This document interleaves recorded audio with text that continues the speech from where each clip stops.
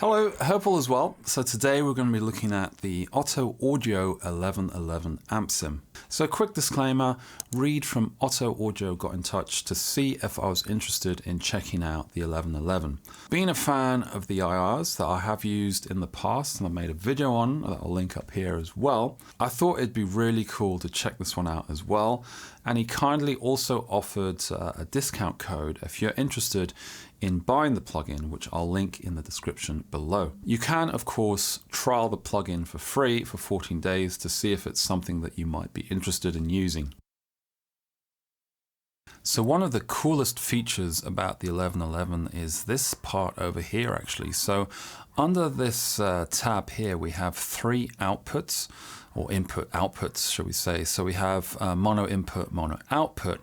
And then the second one is where it gets really interesting. So it's kind of like this really cool, huge doubling effect for this big kind of massive wall of sound sort of effect. So even though you're just playing the one guitar, you can have it on the one track and get this huge wide sound with it. So what I've done here is I've done a playthrough of a riff, and we'll go through it once with just the mono effect. So it'll be mono as it is usually. And then the second will be with that wide stereo effect added. I'd suggest maybe either using headphones or a decent set of speakers to really hear the differences, as I'm not sure how well this will translate on, say, a mobile device.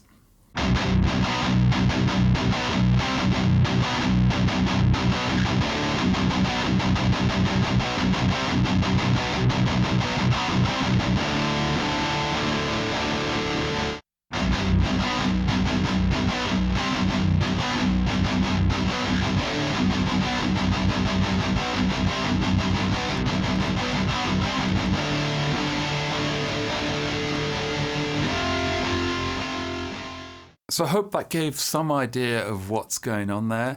It's really cool to try out, as then you get this really good idea of what it's going to do in, say, a full mix situation, to hear sort of a hard panned guitar sound, even though you're just playing with the one guitar. So I definitely suggest trying that out if you check the plugin out.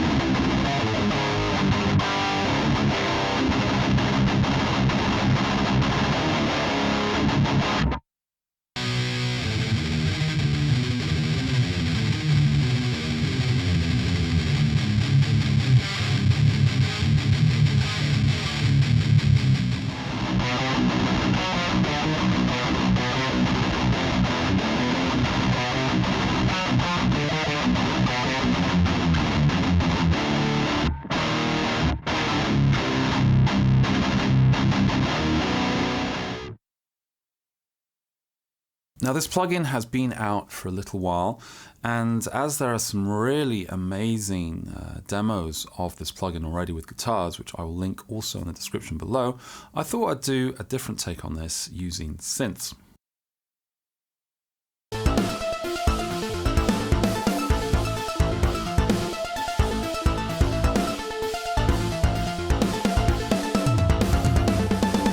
It's a relatively basic idea. I mean, it's not a full-fledged track, but it's a few things I put together. And in essence, you know, we've got an arpeggiator going on this track with DIVA. And then after that, and when the drums come in, we're using these sort of like bass stabs, I guess, which are perfectly matched with the kick drum pattern as well. And it's a really easy way of sort of putting things together, is that when you've got kind of like a drum groove going and you've got a particular kind of kick drum pattern, you can actually just copy the kicks over into a separate MIDI track, such as this one,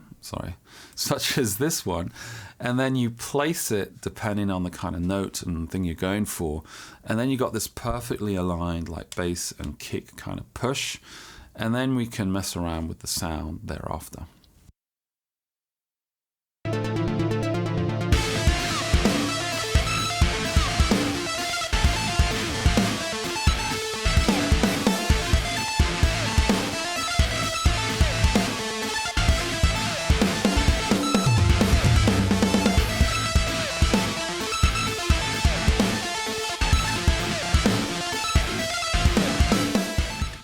So now we'll look at the 1111 amp sim and what it's doing on those tones, because, well, there's quite a lot of, I guess, distortion, saturation plugins. And, well, being a guitarist, I'm most familiar with amp sims. So it seemed kind of logical almost to use an amp sim plugin to do the distortion on, say, a track like this.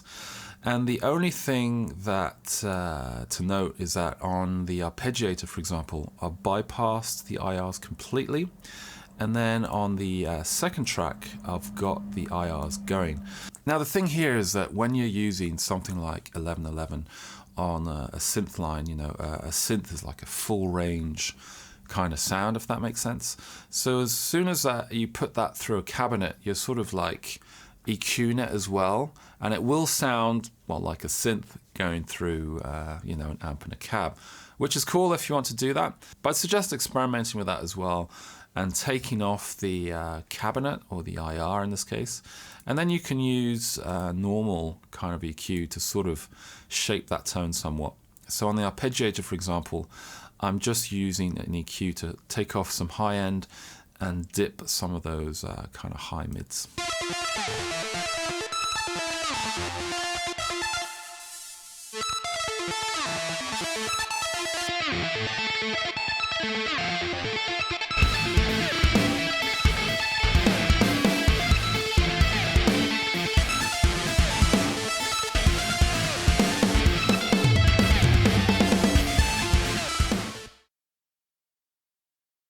So something I wanted on the stabs is to have like this really tight kind of percussive kind of notes that's going out.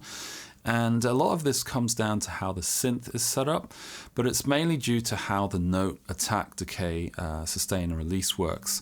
So by completely taking out, say, release, I mean sustain is extremely low or even off at this point, you get these really kind of tight stab notes. And then this going into the 1111 gives this really kind of tight attack feel and a very aggressive kind of sound. And one of the really cool features of the 1111 is this mono to stereo function here. So I'll give you an idea. I'll play the same line and I'll switch between mono and then mono to stereo, so you'll really hear what it's doing.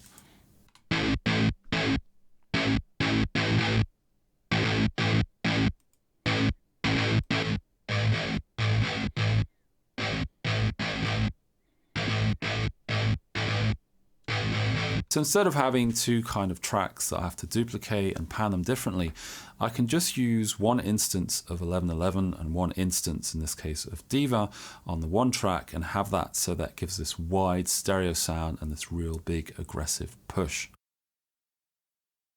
And on the bass, which is the Eurobass plugin, we're also using 1111. As we still want a bit more clarity to come through from the bass, I've pulled back the gain on this.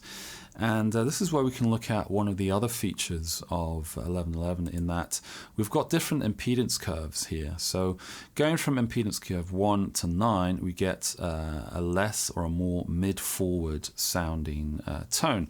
So impedance curve 1 would be the most scooped and 9 being the most mid-forward.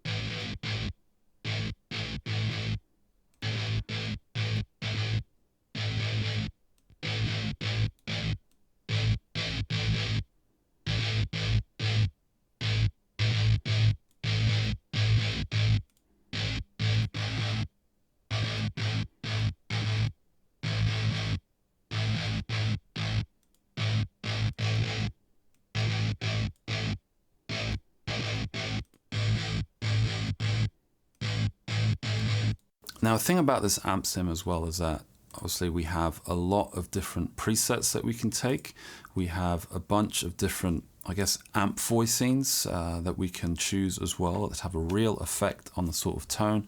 And along with these impedance curves to get an idea of like more scooped or more mid-forward, we can really affect the tone and the sort of distortion that we're getting from the plugin level, if that makes sense. And it's not a case of like, oh, let's go through loads of different cabinets and things like that. We can really kind of tweak the feel and response of the amp sim from like the front panel, if that makes sense. And then on the back, where we click here, we have these extra options where we can add more boost. We have a gate there, we have different power tubes, bias, sag, feedback, and snarl. And a really cool control is the snarl control, which sort of controls like the low end resonance and also the high end kind of boost. Sort of like maybe shelving on both sides, and then I'll give you an idea what that sounds like.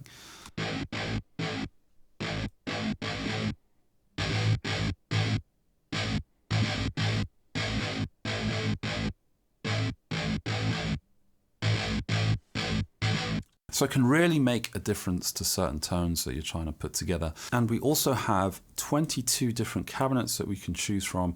We can bypass them if we want to add our own IRs in a separate IR loader. And we can also control the resonance of each of the cabs depending on what we're going for. So there's the plugin. I hope it gave you some idea of the sort of tones that you can get out of it, as well as some kind of different applications. Like when I first loaded it up and was playing through different tones and things on the guitar itself, I thought, hey, this would actually be really cool as like a distortion plugin for synths and that kind of vibe. And as I said before, as I'm most familiar with, say, amps and amp sims, it added this really cool way of controlling the sort of gain and saturation that you would through maybe other plugins, but on synths and other instruments. Now, where I think the plugin really excels is this really big kind of wall of sound and this kind of crushing or brutal-like distortion, but with all sorts of flavors of that as well. So you can get these really kind of scooped, I guess, sort of 90s death metal style tones that you can get out of that, as well as some really big kind of huge, I guess recto orientated sort of sounds as well. And then where it really excels, I think, is with low tuned instruments. So my Ibanez that I was using on the playthroughs of stuff, that's in drop B. However, the Gretsch is in drop F sharp, so on the track that you heard at the very start. Now for some more classic or standard tuning style setups, if you're playing like 70s and 80s kind of rock or things like that, I don't think this is perhaps the best plugin for that. But again, I don't think that's the sort of plugin that this is, or the tones that this plugin is aiming to do. In any case, if this is something for you, I'd strongly suggest trying out the 14-day trial. And if you're interested in picking up, you can use the code that I'll link below to get like a 50% off. A huge thanks again to Reid for getting in touch and asking if I wanted to check this out. So thanks a lot for watching. If you like this kind of content, please feel free to leave a like and a subscribe below. And I hope to see you in the next video. Take care.